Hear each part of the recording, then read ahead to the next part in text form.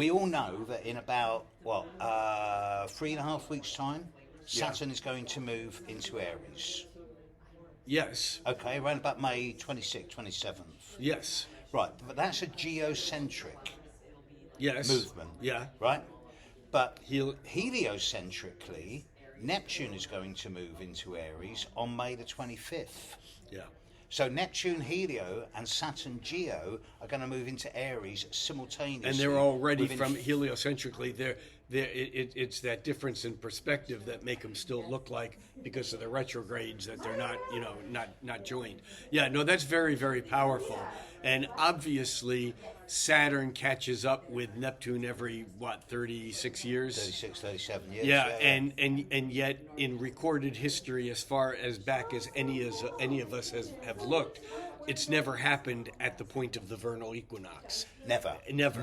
Not in 10,000 years. And it's important to understand that there are branches of astrology, cosmobiology, Uranian astrology in particular, where the 0 degrees Aries point is actually considered a mappable point, just like the nodes of the moon.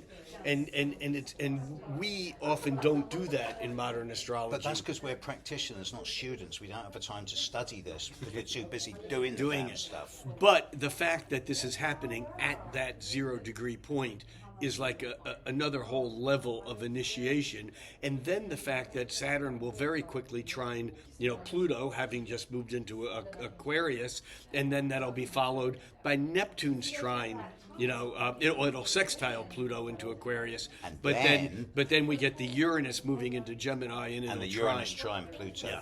That's the big one from my perspective. I agree. It's the first smooth aspect since the Uranus-Pluto conjunction in the mid-60s. And after that, there's so little in terms of large scale, long-term, big picture for so many years to come. So that tells me yet again that the period we're in now is the biggest period of compressed and concentrated change that we've had probably in my lifetime. Maybe if not in 10,000 years, or at yeah, least 2,000 although I years. would say the mid-60s with the Uranus-Pluto. Yeah, but you're old enough to remember that.